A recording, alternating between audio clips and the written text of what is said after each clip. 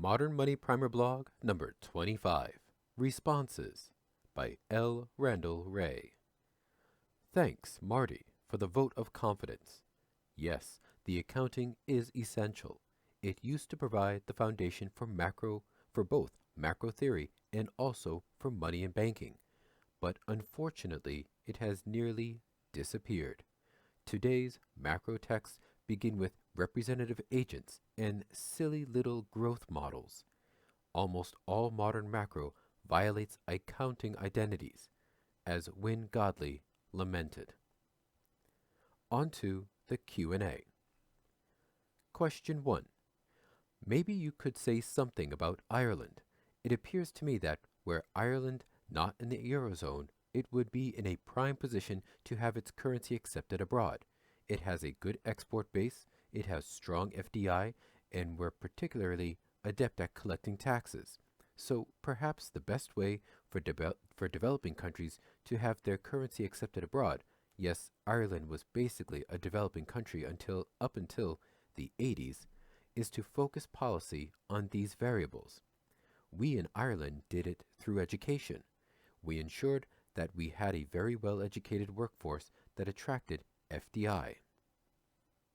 Answer. Yes, there's got to be a reason. Typically, it is because foreigners want to buy products, visit as tourists, or buy financial assets. The demand for the Oz dollar expanded when global pension funds and other managed money decided to allocate a portion of their portfolios to Oz dollars. Of course, the commodities boom also helped. The ROW wanted Oz commodities. I want to be realistic, however. Many countries in the world do not now produce goods and services the rest of the world wants, and their assets are deemed too risky even if interest rates were to be kept high. Unfortunately, many nations then view the way to increase interest in their goods and assets is to dollarize, typically pegging an exchange rate or better yet adopting a currency board. But that won't help. At best, it adds default risk in place of currency risk. The country might not be able to keep the promise to convert to dollars, so even though the exchange rate is fixed, the country's assets are risky. There is no easy answer to this. I would suggest that it is far better to look inward, develop one's own capacity to produce, yes, education, and to consume its own products. Question 2. So developing countries that are using US dollars, say Timor-Leste, East Timor, the current low, near zero interest rate Fed funds would be a benefit for them since East Timor interest rate would be market determined. Is that correct? Answer. Of course, this is related to my previous answer, default risk. If you look at the experience of Argentina, adopted a currency board, its interest rate remained about the same as its neighbor Brazil's rate, did not dollarize, and that was much higher than the US dollar interest rate. Why? Eliminating exchange rate risk was completely offset by adding on default risk as markets worried Argentina could not hold the peg. I won't go into detail, but the interest rate parity theorem holds reasonably well so that a nation's interest rate must compensate for expected exchange rate movements. So the base interest rate we add the risk premium and also expected exchange rate movements. Question 3. Ray said, this is almost always a mistake for government to issue foreign currency bonds. Question. This goes against the original sin hypothesis. Don't you believe that hypothesis? Answer. I believe in original sin. From birth, you owe taxes. I do not know what free trade is, nor what a complete financial market would be. These are religious terms that bear no relation to the real world. I repeat, it is almost always a mistake for a government to issue foreign currency debt. Let the private sector indebt itself if it wants, and then let it fail in the normal way if it cannot get foreign currency to service its debts. You do not want to be an Iceland or Ireland bailing out banks. Recommendation: read more MMT, less orthodox theoclassical nonsense. Question 4.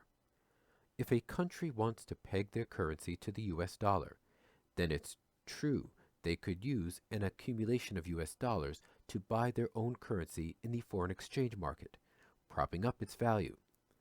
But they don't need a unilateral trade surplus with the US to do that. They could have their trade surplus overall with any other countries and use any foreign currency to buy their own currency in the foreign exchange market. They wouldn't necessarily have to sell anything in the US and could have a trade deficit with the US as long as they had a surplus overall. If they needed to depress their currency in the foreign exchange markets, they can simply create some and sell it on the foreign exchange market and hold whatever other currency they want. It does not have to be US dollars. Secondly, how does accumulating dollar claims help them with insufficient domestic demand? A trade surplus helps with that, but it must again be a surplus overall and not any particular bilateral surplus. Answer: of course, it is correct to say that a country could peg its exchange rate and accumulate euros to do so. Thus it can run a trade surplus against Germany rather than the US. Good luck with that. The problem is that Germany is a modern mercantilist state that won't run a trade deficit, so it is hard to get claims on Germany. The EMU as a whole runs essentially balanced trade, much easier to get dollars, and yes, of course, a nation can run trade surpluses even if it does not trade at all with the US. My answer here is much like my answer about taxes. You do not need to impose a US dollar tax on every one of the 6 billion people in the world to ensure a global demand for dollars. The Chinese will export to anyone and willingly accumulates dollars even though few Chinese need to pay dollar taxes. And increasingly, there will be net exporters who do almost all their trade with China, accumulating foreign currency reserves. Why run net exports? Because domestic demand is too low to absorb the output. Of course, there are additional reasons to export, including learning by doing. Question 5. Since oil is essential for the running of a modern economy, how does this petrodollar system affect the fiscal equation for the various governments? What does MMT show us about this relationship, or is it irrelevant? Answer: certainly it is relevant. Oil exporters typically have current account surpluses, thus accumulate financial assets denominated in foreign currencies. Much of that is in dollars. That leads to the incorrect belief that OPEC finances U.S. borrowing, budget deficit, and trade deficit. Better to look at this as U.S. financing OPEC asset accumulation. Question 6. What was the cause of Argentina to default? Was it debt in foreign currency that caused inflation? Answer: see above. Adopted a currency board that actually reduced inflation, strong dollar. The problem was solvency. Yes, especially the debt was in a foreign currency. Essentially, the debt was in a foreign currency. Go to www.cfeps.org to see papers that Pavlina Charineva and I wrote on the crisis. Question 7. MMT and post-Keynesians in general say always that banks buy treasuries to have an interest instead of leave reserves earning nothing without consider interest on reserves paid by the BC. But why there are primary dealers? I know that they buy the majority of treasuries issued. This affect reserves because primary dealers have the account in depository institutions, but they buy on behalf of banks or investors, or they buy and after they sell. So banks buy treasuries because of the following deficit spending. So this is the deficit that is non-earning stock of reserves, or they use excess reserves, eventually having an automatic overdraft if they haven't excess reserves. Thanks. Answer: yes, the Fed and Treasury in the US adopted procedures requiring Treasury to sell bonds to private banks before it spends. So special banks buy them, credit Treasury's deposit account, and then Treasury moves deposits to Fed to cut a check. If these special banks are short reserves, they can always borrow them. Once Treasury spends, banks have reserve credits they then use to buy the treasuries from the special banks, or from the Fed if necessary. Question 8. So if government wants lower rates on its debt, it can always use domestic monetary policy to achieve that goal. Unfortunately, this is not widely understood. I don't think that is true. As far as I know, that's well understood but so are the potential effects of a lower interest rate on the exchange rate. Answer: well, I've run across lots of people, including policymakers, who think markets set rates. Question 9. It seems to me that the current system is set up so that net exporting nations always win the international trade game, and they do that by sucking liquidity out of the target nation, depressing the domestic economy because the domestic government is too scared to replace the liquidity with new liabilities. Answer: they win the accounting game and lose the real game.